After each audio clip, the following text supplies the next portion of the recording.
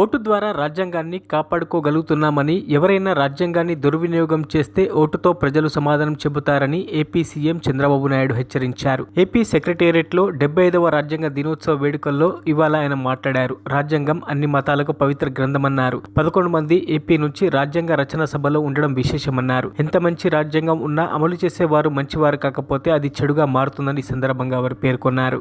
ధర్మం, ఆరాధనలో స్వేచ్ఛని ఇవన్నీ కూడా అందరికీ వచ్చే విధంగా చేయాలని, ఇంకొక పక్కన చూస్తే అంతస్తులోను అవకాశాల్లోనూ సమానత్వం చేకూర్చుటకు మనం ప్రయత్నం చేయాలని, వ్యక్తి గౌరవాన్ని, జాతీయతను మరియు అఖండతను తప్పక సంరక్షించాలని ప్రియాంబుల్లో ఎంత స్పష్టంగా చెప్పారంటే ఇవన్నీ చెప్పి ఈ రాజ్యాంగాన్ని 299 మంది రాసుకుంటున్నామని కాదు, భారతదేశ పౌరులుగా మన అందరం రాసుకుంటున్నాం అనే విధంగా ఆ రోజు రాజ్యాంగాన్ని సమర్పించే పరిస్థితికి వచ్చారు. అందుకే అంబేద్కర్ గారు ఎన్నోసార్లు ఆ రోజు రాశాడు ఓపెన్ గా కూడా, ఎంత మంచి రాజ్యాంగం ఉన్నా దాన్ని అమలు చేస్తున్న వారు మంచి కాకపోతే అది చెడుగా మారుతుంది. అలాగే ఎంత చెడు రాజ్యాంగం ఉన్నా దాన్ని అమలు చేస్తున్న వారు మంచివారైతే అది మంచిగా మారుతుంది అని అంబేద్కర్ ఆ రోజు చెప్పాడంటే, వ్యక్తులను బట్టి రాజ్యాంగం. ఇప్పుడు మనం అందరం ఇక్కడ ఉన్నాం, ఆ రాజ్యాంగ ఫలితమే మనం ఇక్కడికి వచ్చాం.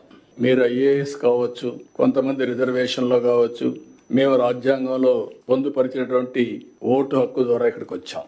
వచ్చిన తర్వాత రాజ్యాంగాన్ని ఓసారి నెమరు వేసుకోవడం కూడా మర్చిపోతున్నాం. ఓసారి రాజ్యాంగాన్ని దుర్వినియోగం చేసే పరిస్థితి వస్తా ఉంది. కానీ బ్యూటీ ఆఫ్ డెమోక్రసీ మనం ఒకసారి చూస్తే, ఓట్ అనేది ఒక పవిత్రమైనటువంటి సైలెంట్ రెవల్యూషన్. ఆ రోజు అంబేద్కర్ గారు ఇచ్చిన ఓటు హక్కు మీరు చూస్తే కొన్ని దేశాల్లో కొన్ని సందర్భాల్లో అందరికీ ఓటు ఇవ్వలేదు. పేదవాళ్లకు ఓటు కొన్ని దేశాల్లో పేదవాళ్లే కాకుండా కొన్ని వర్గాలకు కూడా ఓటు ఇవ్వని పరిస్థితి. కానీ భారతదేశంలో మొట్టమొదటి నుంచి డబ్బులుండే వాళ్ళు, డబ్బులు లేని వాళ్ళు, లేకపోతే బలహీనులు, బలవంతులు అందరికీ ఒకే ఓటు తప్ప రెండో ఓటు లేదు. ఆ ఓటు ద్వారా ఈరోజు దేశంలో ఒక విధంగా చెప్పాలంటే రాజ్యాంగాన్ని మనం కాపాడుకోగలుగుతున్నాం. ఎప్పుడైనా సరే ఏ నాయకులైనా సరే అతిగా ప్రవర్తించినా, రాజ్యాంగాన్ని దుర్వినియోగం చేసినా మళ్ళీ కరెక్ట్ చేసే శక్తి ఓటర్స్ కుంది. అదే రాజ్యాంగంలో ఒక బలమైన శక్తి అని చెప్పి కూడా నేను మీకు తెలియజేస్తున్నా. మరిన్ని అప్డేట్స్ కోసం మా ఛానల్ ని సబ్స్క్రైబ్ చేయండి.